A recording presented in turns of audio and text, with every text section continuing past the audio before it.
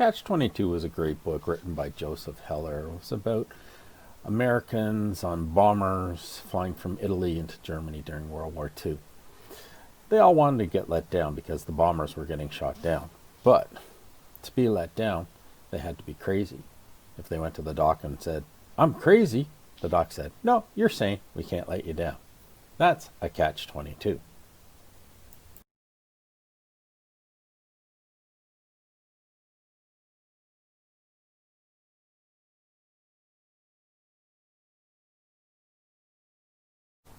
So why this topic? Why am I interested in upper elementary students pronouncing what they read correctly? 2 years ago, I was teaching in Suzhou in the north of Jiangsu. I was teaching grades 1 to 7, and I noticed that grades 3 to 5, the students, most of them, had a lot of problems pronouncing what they read. I went and talked with the primary principal and vice principal about this, and they agreed with me that I can teach them extra phonics and actually arrange classes for me. And we found some success from that. I thought long about this problem, and I realized that it may be a universal problem in China.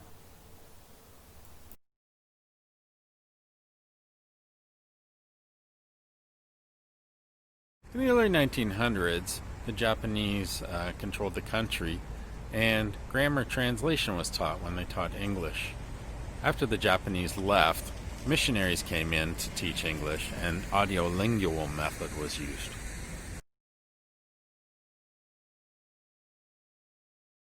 This is our city hall, our local seat of government. In 1949, the People's Republic of China came into existence.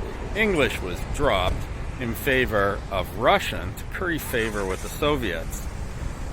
That relationship soured in the latter 50s, and English made a comeback until 1966, at the beginning of the Cultural Revolution, when English teaching again was stopped.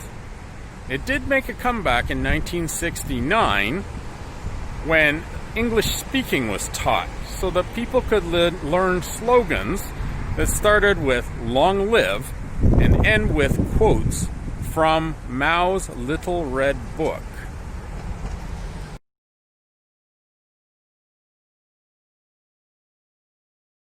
After Mao was unseated in 1976, 1978, an English curriculum came in that stressed the international phonetic alphabet.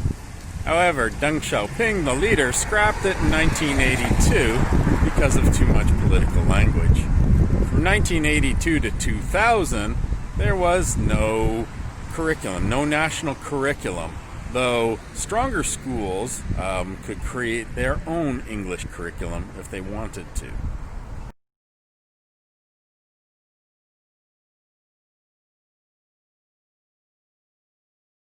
In 2001 and updated in 2011, the Chinese Communist Party, along with the Ministry of Education, created the new English curriculum standard. It should have been progressive, using communicative language teaching and task-based language teaching techniques. However, it wasn't. There's a culture of testing in China that they don't have here. You want to get the best marks on the Gaokao to get the best university.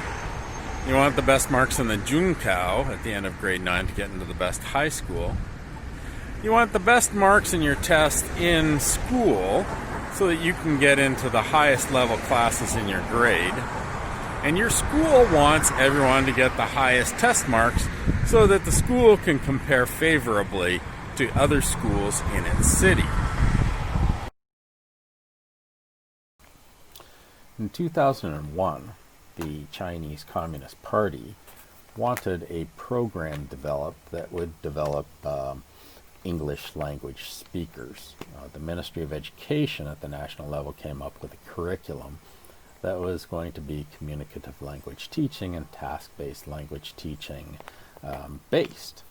At the provincial level, you have the ADBE, the Administrative Department of Basic Education, and the TRD, the teaching and research department. So the ADBE, that's the ministry, and the TRD, those are the teacher experts. So at the provincial level, they developed provincial policy and high-level documents. Then you go down to the city level, and you also have the ministry, the ADBE, and you have the teacher experts, the TRD. So they would be picking out the text, etc., that would be specific and used for that city.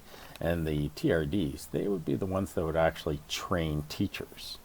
So you go down to the very bottom level, and you've got the school and the teacher. So at the very bottom level, you have teachers.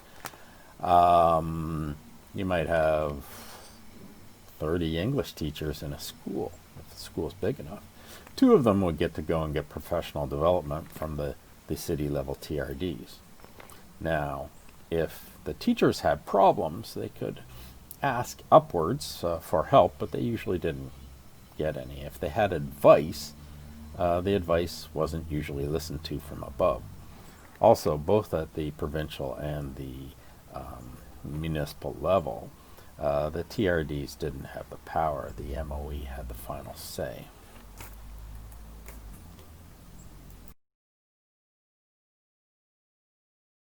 So who are these experts in the teaching and research department?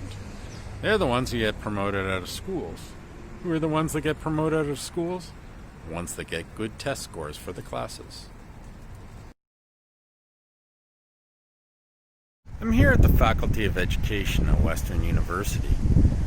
To get a teacher certificate here, you need a bachelor degree, and then you go here to Althouse College for 2 years to get a Bachelor of Education and a teacher's license.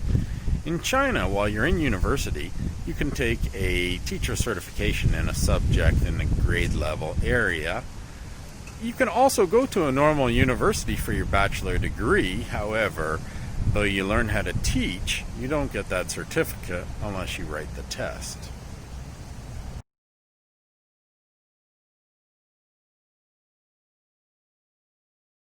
So how do you teach to a test? A student of mine at Huangshan College, Tommy, is in her first year teaching middle school, and she explained it to me. She showed me 2 pages. On one page there was vocabulary, each word with Chinese translation and a little bit of English for explanation. On the other side there was a story or a bunch of lines.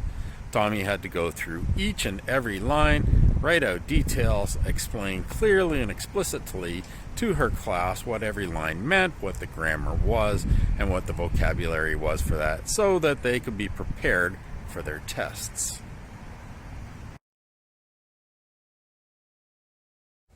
This is the elementary school that I used to go to when I was a kid, and as you can see, it's 1 floor. When I was in China, I never saw a 1-floor school. They're usually multi-leveled, and they usually have 1 grade per floor. So grade 1, grade 2, grade 3, etc. And they would have multiple classes ranked on each floor. So you'd have grade 1 class 1, grade 1 class 2, grade 1 class 3, etc. And they would be ranked for every floor where the students were. When I went to elementary school here, each year I would get a new homeroom teacher. That isn't the way it is in China. In China, you start at grade 1 and you get a homeroom teacher and a class that you're in, and you stay with that class and that homeroom teacher all the way through that school.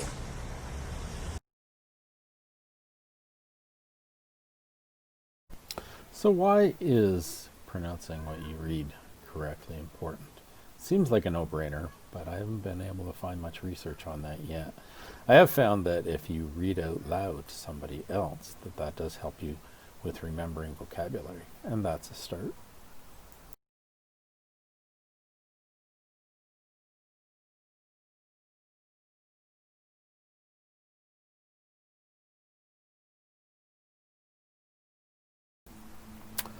So what we have here is a failure to communicate. A true live Catch-22 situation. The Chinese government wants to create English speakers, but due to the culture of testing in China, that's impossible. The teachers know it, the administration knows it, the parents know it. What can be done?